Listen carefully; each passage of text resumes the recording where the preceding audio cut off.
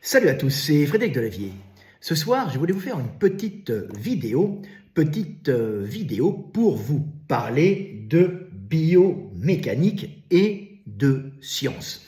Alors je fais cette vidéo pour rebondir un peu sur l'actualité, alors l'actualité des réseaux sociaux, mais aussi l'actualité scientifique avec un grand S, puisque je vais aussi parler du robot Optimus qui a été lancé par Elon Musk, qui est un passionné de science, un passionné d'innovation, d'ailleurs qui a gagné beaucoup d'argent, qui en a aussi perdu beaucoup, parce qu'il était passionné d'innovation, qu'il avait gagné de l'argent en faisant des applications qui ne lui plaisaient pas forcément, de gestion, et qui ensuite a revendu tout ça et s'est lancé dans sa passion qui est l'innovation scientifique et la construction de choses utiles, on dira plus ou moins utiles, mais parfois très utiles. Donc je vais vous parler un peu de science, je vais vous parler des fascias, je vais vous parler des muscles et je vais vous parler du dos rond. Alors on dit encore une fois le dos rond. Alors je fais ça parce que mon collègue Michael Gundil, avec qui je sors un livre actuellement qui sera qui sera disponible, il est déjà en précommande sur Amazon dans toutes les librairies à partir du 14 novembre. Gundil avait fait une vidéo intéressante d'ailleurs sur des études, une étude qui avait été faite pour prouver l'innocuité, on va dire le fait que porter des charges avec le dos rond a priori ne générait pas forcément de pathologie lourde. Alors c'est un peu faux parce qu'en réalité l'étude dit l'inverse, puisqu'on a rigolé avec Gundil, et je vais vous l'expliquer un peu cette étude parce que tout le monde n'a pas forcément compris ce qui se passait en voyant la vidéo de Michael Gundil. Allez voir sa vidéo, c'est sympa. Donc, ce sont des chercheurs qui ont fait une méta-analyse sur 5 personnes. Alors, méta-analyse sur 5 personnes, déjà, c'est pas beaucoup, 5. Et vous allez voir que, en fin de compte, ils arrivent à une conclusion inverse, que, quand on analyse bien, que ce qu'ils veulent bien dire. Donc, ils ont intégré dans les vertèbres des individus, alors dans les vertèbres, les gens n'ont pas forcément compris ce qui s'est passé, mais je vais vous expliquer. Vous avez ici des petites vertèbres, je vais vous les rapprocher, voilà, hop, voilà. Donc, ils ont là, il y a 2 blocs de muscles, les lombaires qui sont là, ça, vous pouvez le toucher quand vous touchez votre dos, mais là, vous ne pourrez pas toucher puisque c'est rempli de muscles. Donc, ils ont intégré des baguettes osseuses de plusieurs centimètres, ici, dans ces petites vertèbres. Alors, c'est pas vraiment très invasif, mais c'est quand même des trous qu'ils ont fait. Il faut une bonne asepsie, et puis il faut peut-être un peu d'antibiotiques pour éviter les infections. Donc, ils ont mis des baguettes à cet endroit-là, sorties chez les individus. Alors, on dit pourquoi ils ont mis des baguettes. Alors, c'est tout simple, donc ils les ont rentrées pas très profond, ça doit être rentré à 1 mm, ça va se reboucher, il n'y aura aucun problème.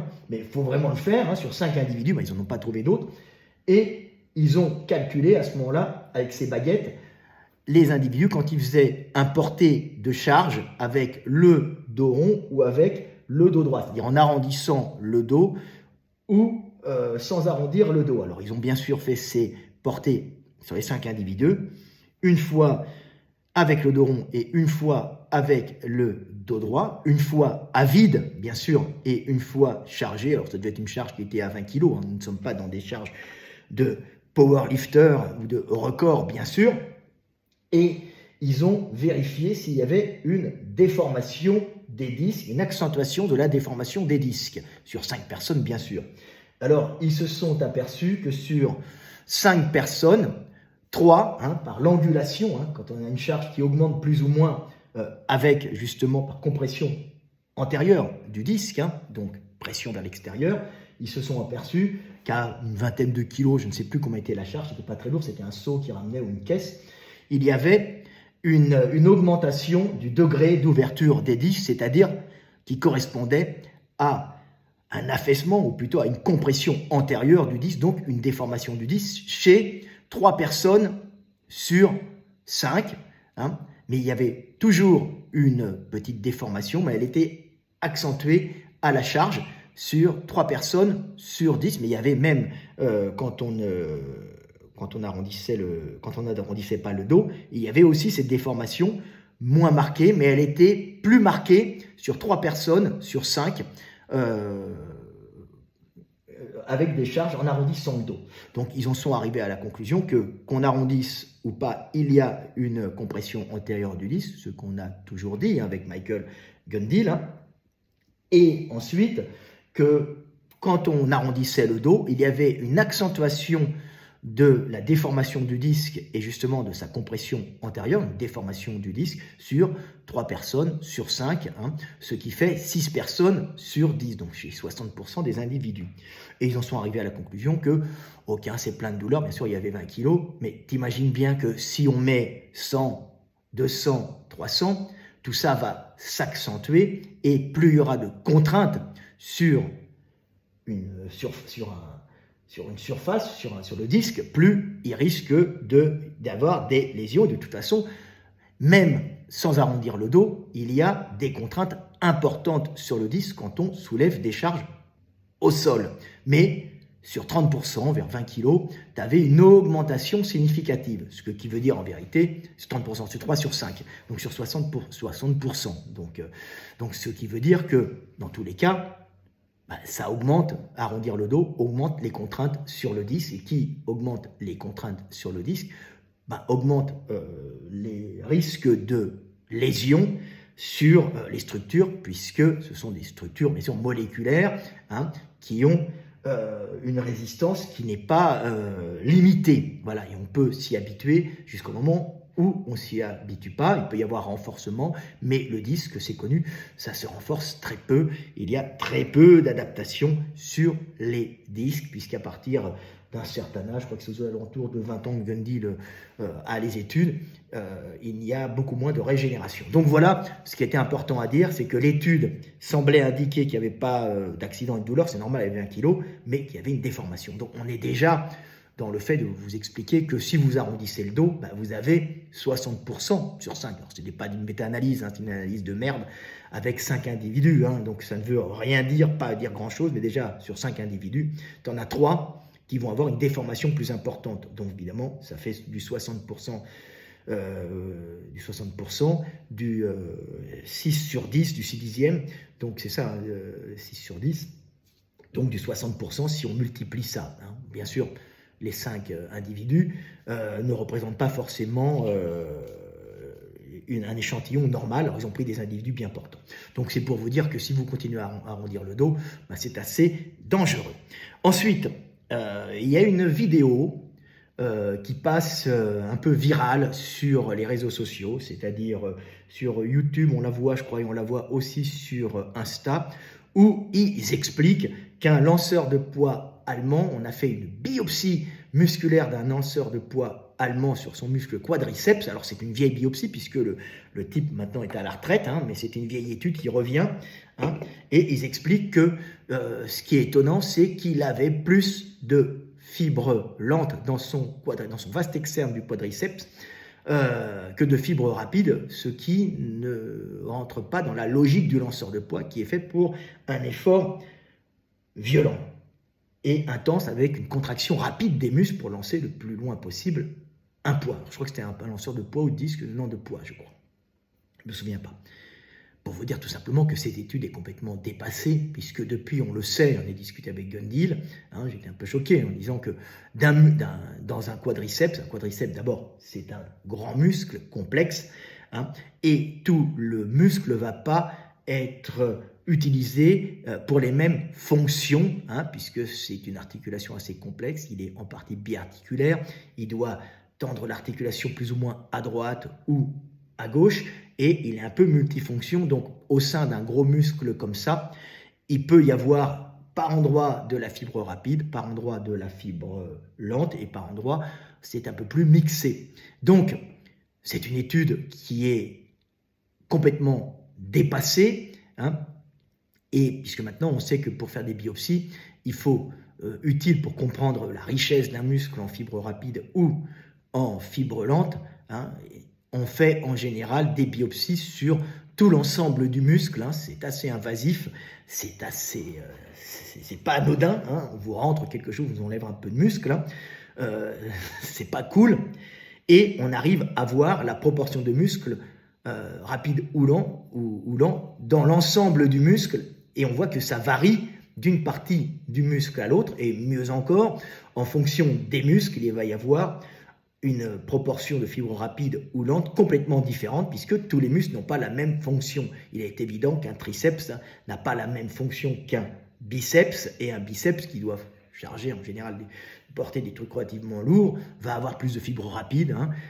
ce qui est qu'un mollet par exemple, ou par exemple qu'un triceps sural, qui est fait pour marcher toute la journée, hein, donc pour élever le poids du corps toute la journée, donc qui va être très riche en fibres lentes.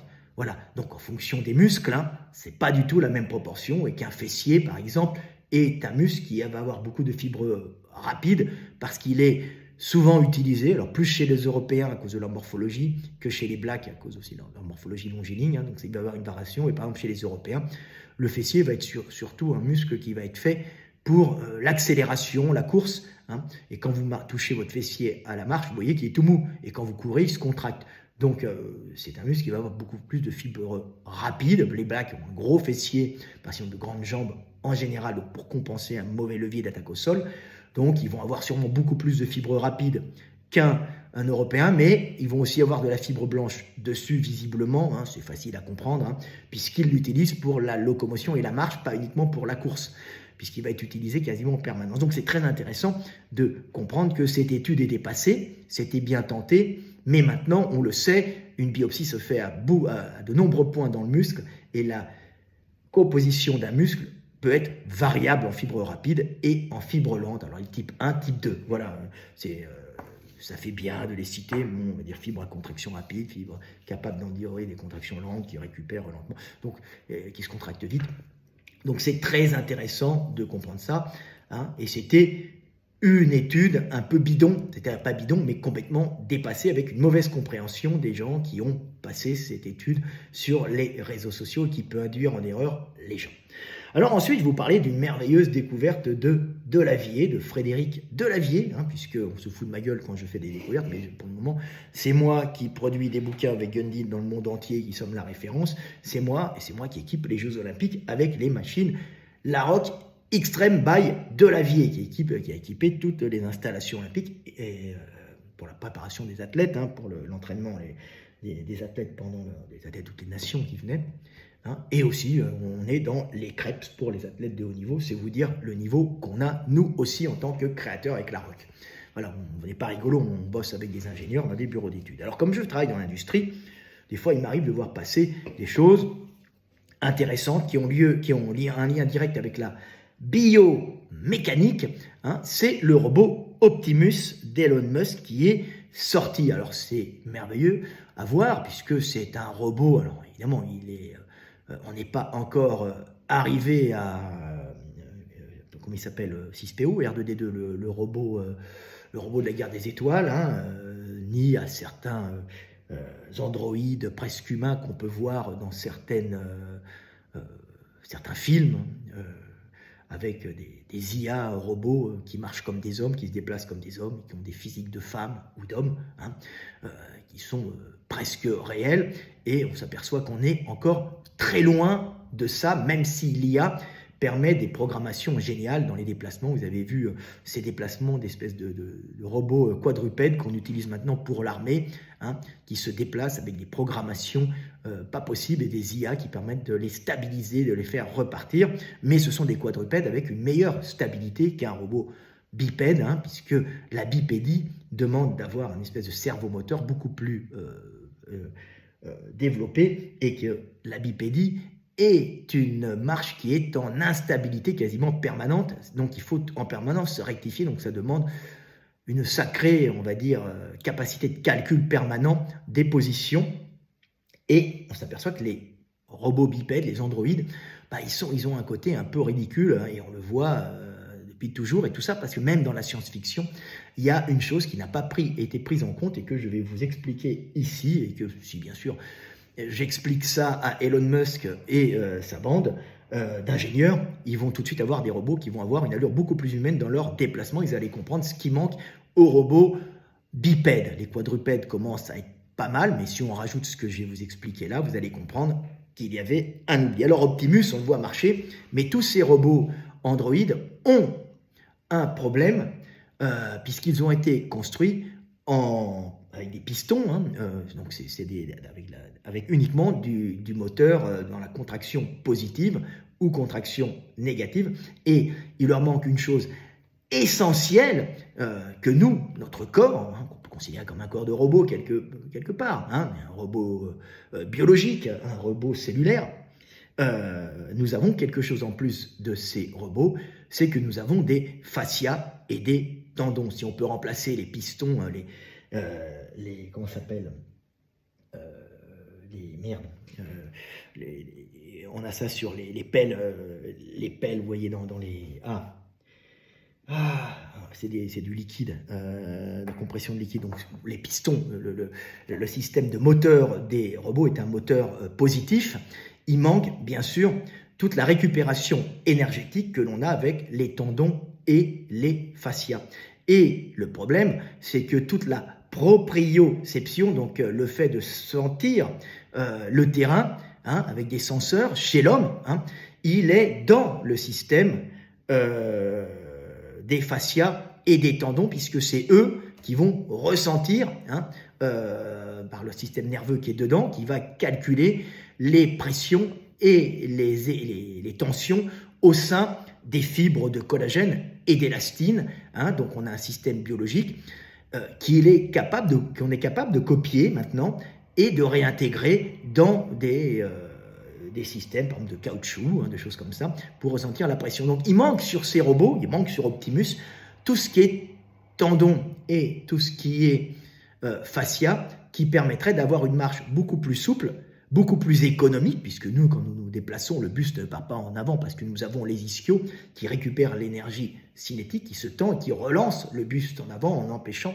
un roulé-boulé, en empêchant le buste, par exemple, de se balancer en avant à la réception, hein, sur l'articulation ici, hein, vous avez les ischios qui s'accrochent derrière et qui vont jusqu'à là. Donc quand vous vous arrêtez, normalement, d'un seul coup, votre buste devrait partir en avant et vous faites un roulé-boulé. Mais heureusement, vous avez une attache ici qui va jusqu'à là, et quand tous les muscles sont contractés, ben ça empêche le buste de passer en avant, ce que n'a pas Optimus. Et si on rajoute sur ces robots, par exemple, des espèces de tubes ici, bien faits, moulés, de caoutchouc ou de matériel plus ou moins élastique, et à l'arrière, au niveau du triceps sural, pour relancer, hein, à l'arrivée, à la réception, accumuler l'énergie cinétique, donc économiser de l'énergie, ne pas être en position tout le temps de contraction, mais récupérer l'énergie de la chute pour relancer. Donc on va faire des économies sur les déplacements du robot, donc des économies de batterie, comme nous on en fait quand on se déplace, hein. C'est la fonction aussi principale à la base, hein, mais aussi ça ne consomme pas trop, ça ne produit pas d'énergie, de chaleur, donc c'est pour l'homme. C'est important aussi parce qu'il ne faut pas qu'on monte en surchauffe. Après, les robots, eux, n'ont pas ce problème-là, vraiment, parce que c'est des robots électriques qui maintiennent une température, on va dire. Mais ça restera économique aussi. Si on rajoute des blocs de caoutchouc moulés à la forme, à des formes de triceps sural, tendon d'Achille ou d'ischio, vous mettez bien sûr derrière des pistons, hein, hydrauliques, hein. Voilà, système hydraulique de contraction, c'est des systèmes hydrauliques en général, hein, de contraction, des vérins hydrauliques, ça peut être des vérins souples, hein, aussi.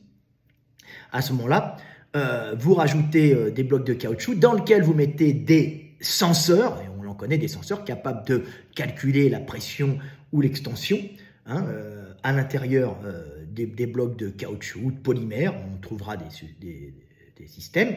Vous pouvez à ce moment-là relancer avec des IA, donc avec des programmes informatiques qui calculent, mais il faut bien sûr, ça va se mettre au point doucement, quand la contraction doit être relancée, comme sur un humain. Et c'est ce qui manque sur des robots de type Optimus qui ne sont qu'en contraction positive. Malheureusement, ils n'ont pas compris que c'était très facile de faire du robot humain, maintenant avec des IA qui s'adaptent, progressivement ils tombent et puis ils les refont, puis progressivement ils vont intégrer comme des bébés ces robots, une façon de marcher sans tomber, il suffit de les programmer. Alors il suffit c'est facile à dire, mais c'est un énorme travail en vérité d'ingénieurs et d'informaticiens, mais si vous n'avez pas la base des blocs de caoutchouc avec des senseurs capables de calculer les pressions, tensions à l'intérieur, vous ne pouvez pas utiliser ce système élastique que tous les humains, d'ailleurs que tous les vertébrés ont en général dans leur structure, avec leur structure squelettique, qui n'est pas uniquement de la contraction musculaire, mais qui est aussi un système de récupération énergétique et de maintien par les fascias. Donc là, on n'aura pas besoin de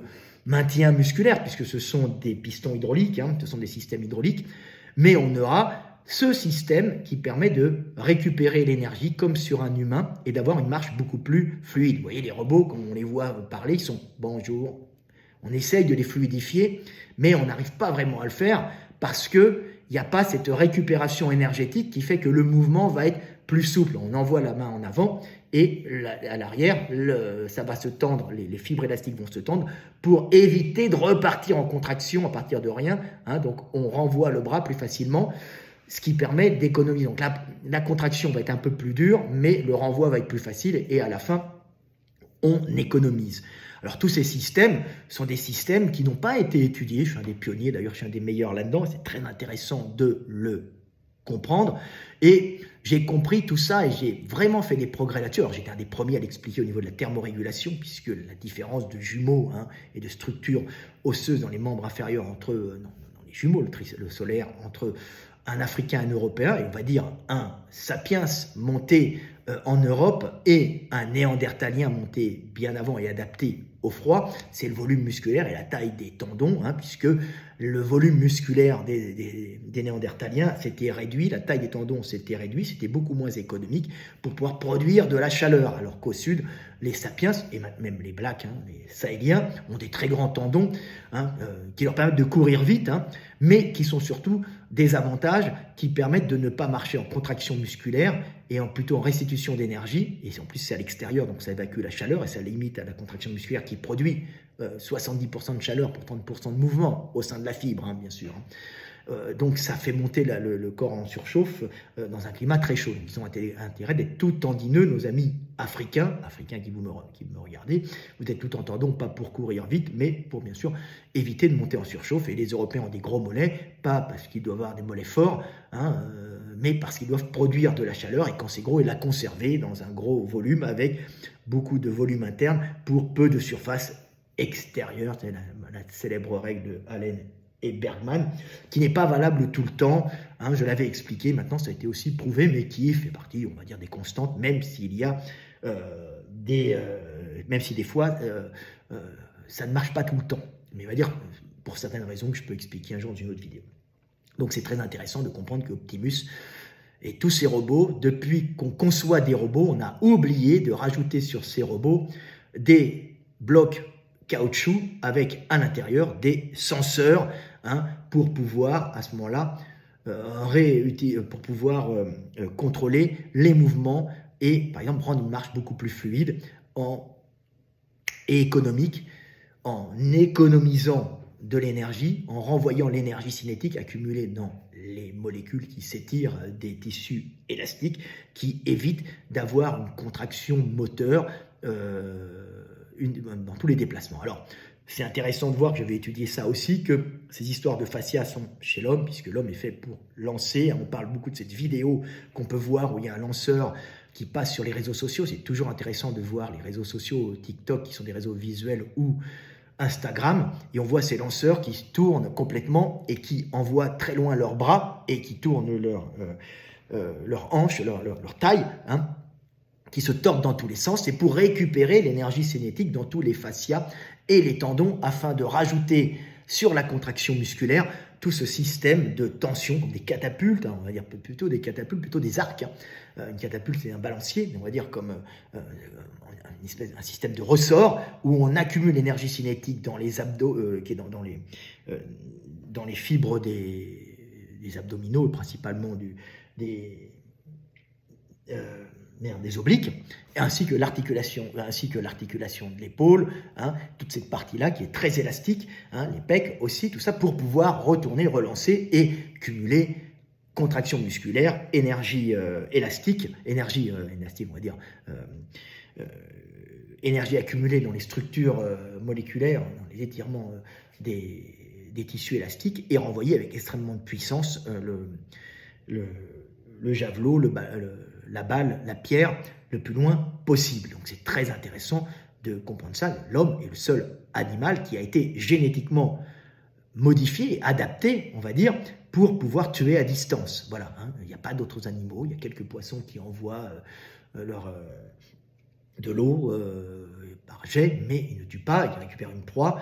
Bon, bien sûr, les caméléons et certains pivers envoient très loin leur langue aussi, mais ils vont prendre à distance, mais c'est tout le temps, ils viennent le chercher avec un muscle, hein, le muscle de la langue. L'homme, il tue à distance, il calcule des distances et il tue, ce qui développe une certaine intelligence aussi, mais qui développe aussi notre structure. On est fait pour tuer à distance. Maintenant, c'est pour ça que les petits-enfants adorent jouer aux jeux de guerre, c'est pour ça que les gens aiment tirer, que le tir est un plaisir, puisque c'est par le tir qu'on survivait et qu'on pouvait manger. Donc il fallait avoir une adaptation à la joie de toucher une cible à distance, hein, c'est ce qui motivait à la récupération énergétique, et tout notre corps est fait pour tuer et récupérer à distance et aussi se protéger des prédateurs.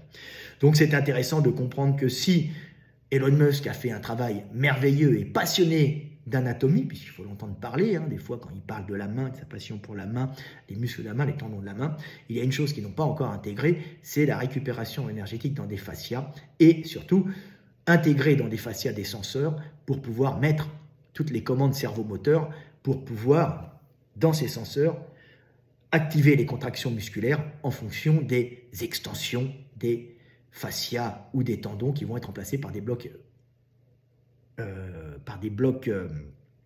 élastiques de caoutchouc, de polymère, dans lequel on pourra intégrer ces senseurs. Donc ça, c'est l'avenir, c'est ma découverte, découverte merveilleuse, comme je vous le dis, qui va pouvoir passer sûrement chez Elon Musk s'il m'écoute, ou chez les ingénieurs qui m'écoutent, puisque là, ce que je viens de vous expliquer, c'est un truc énorme, hein. C'est pas ça va changer complètement la façon de concevoir des androïdes, et vous aurez plus des androïdes qui vont se déplacer comme ça. Bonjour, je m'appelle Frédéric, je suis un droïde de type 27. Non, ça va être fini, ça.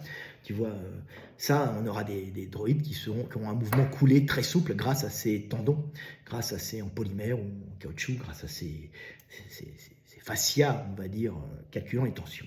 Voilà. Et on peut les voir, encore dans mes grandes découvertes, ça peut se voir aussi chez les quadrupèdes comme les éléphants, regardez bien, ou les chats. Hein, grande découverte grâce à Instagram, comme je dis tout le temps, je suis un scientifique d'Instagram.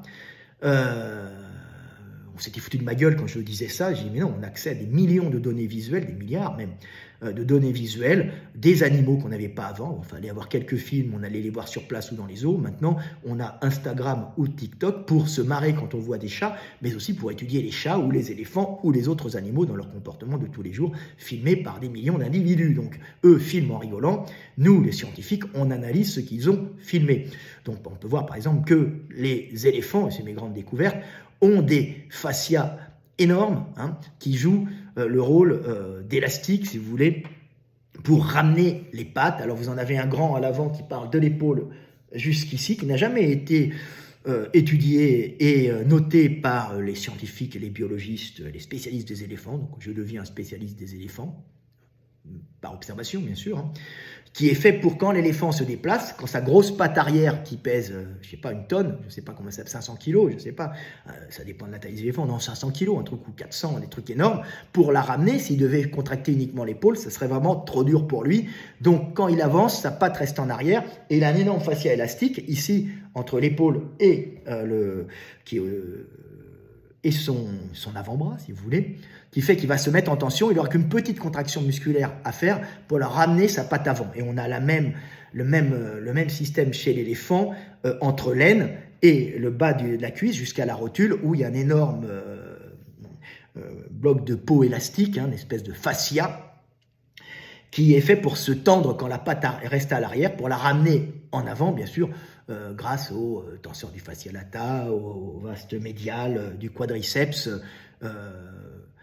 qui vont se contracter, et peut-être au psoas iliaque aussi. Ils sont faits comme nous, hein, les éléphants, mais ils marchent à quatre pattes, ils ont les mêmes muscles, on a tous le même ancêtre. On a les mêmes muscles, mais on les utilise un peu, nous, bipèdes, et eux, quadrupèdes, et eux, beaucoup plus lourds, donc avec des autres systèmes pour pouvoir ramener la patte. Donc ils ont ça, nous aussi, on a ces fascias à l'avant, hein, tenseur du fascia lata, hein, puisque quand la jambe est en arrière, le fascia se tend et indique qu'il faut la ramener, puisqu'il y a du cerveau-moteur, il y a des nerfs qui sont dans ces fascias qui indiquent le moment où on doit repartir, puisqu'on va sentir la tension, et cette tension va indiquer qu'on doit repartir. Mais ça, on n'y pense plus, puisqu'on a créé nos réflexes moteurs de déplacement, et certains même sont intégrés dans notre système génétique, puisqu'on a les déplacements des bébés. Hein. Tu lâches un bébé, tu t'amuses à bloquer une jambe, l'autre jambe, elle va bouger comme ça, puisque quand on le met debout, il y a des systèmes qui sont dans les bébés, hein, qui sont déjà en nous pour le déplacement, puis d'autres qu'on va acquérir automatiquement avec le temps. Donc c'est tout un ensemble assez intelligent. Vous avez aussi ça chez les chats, quand on les voit qui se jettent en avant, vous avez un fascia qui est sous la peau ici, on prend ça de la peau, mais en réalité c'est quand il se contracte, hein, donc il va arrondir son dos, vous les voyez partir, hein, il va ramener sa patte sous son corps, vous voyez, quand il est prêt à sauter, le chat, c'est tout simplement pour tendre tout le rable qui est sur le dos du fascia, hein, et tendre ses ischios à l'arrière, hein, pour pouvoir, à ce moment-là, avec la contraction musculaire, faire un saut énorme en ayant tendu ses élastiques avant. Donc c'est toujours très intéressant, il y a plein de systèmes comme ça chez les quadrupèdes. Et les chats ont en plus ici un grand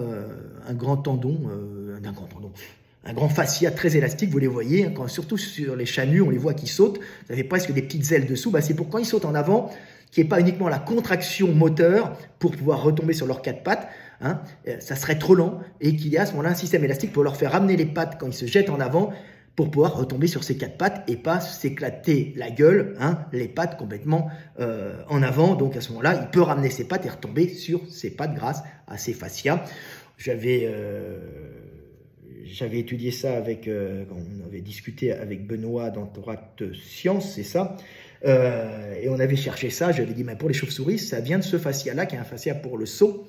Et il m'avait envoyé des données, et on était allé rechercher au niveau embryologique d'où venait le fascia à cet endroit-là, chez les rongeurs et chez les chauves-souris, et on voit qu'il y a une corrélation. Donc c'est, pour la chauve-souris, hein, une partie du voile est donnée par un ancêtre sauteur, hein, qui devait sauter de branche en branche, et après qu'il y a une espèce de ce voile qui était fait pour ramener les pattes est devenu une espèce de voile pour planer.